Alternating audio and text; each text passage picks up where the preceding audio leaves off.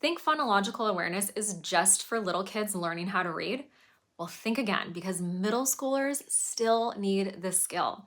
And in today's video, I'm going to show you how to build it in a way that they will actually enjoy.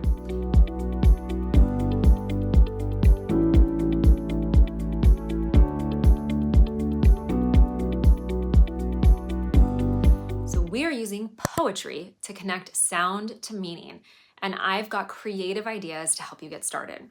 So we're going to dive into the world of phonological awareness, an essential but often overlooked skill in middle school. And it is a key part of the word recognition strand of Scarborough's reading rope. And while it's usually associated with early readers, it's just as important for our older students.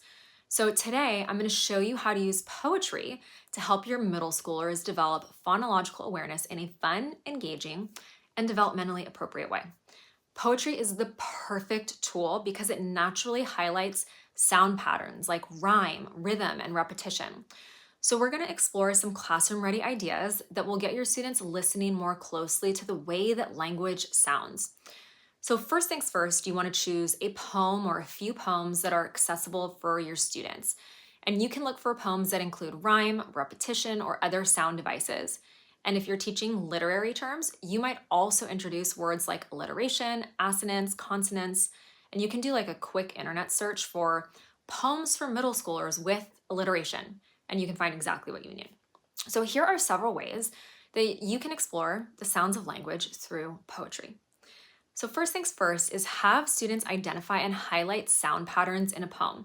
This could include alliteration, assonance, or consonants, and it sharpens their ability to notice individual sound units within words. Next, you're going to try a rhyme recognition and creation activity.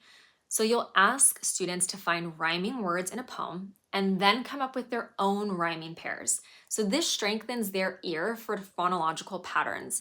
And one of my favorite ways to make this more fun is to do a funny poem revision.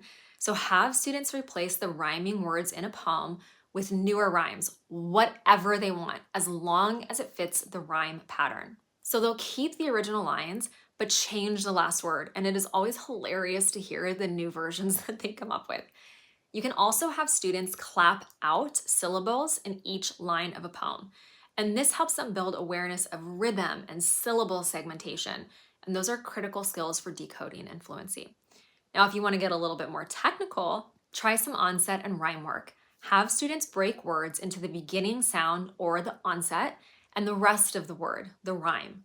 This deepens their awareness of sound units and how they form words. So if your students are ready to write, have them try a few poetry creation tasks. They could write sound-focused poems using a sound device like alliteration or consonants, or they can write a poem that follows a specific rhyme pattern from, let's say, a mentor text. Both activities help them play with sound while developing writing skills.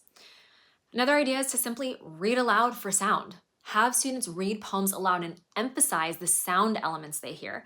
This reinforces the connection between spoken and written language in a really powerful way. Now, if you want to take that a step further, you could do a sound collage.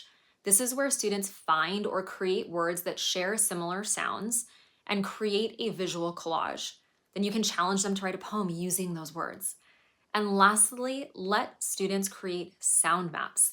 They can highlight different sound patterns in different colors. So for example, blue is for alliteration and green is for rhyme. And they can even add drawings of rhyming word pairs. It's a great visual way to reinforce what they're hearing.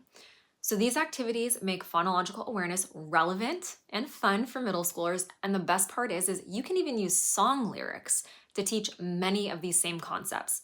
So whether your focus is on listening, speaking, reading, or writing, poetry is a powerful way to build students' understanding of how language sounds and how sound connects to meaning. So just start with one or maybe two of these ideas and let me know in the comments which one you choose. And make sure that you subscribe for more videos like this.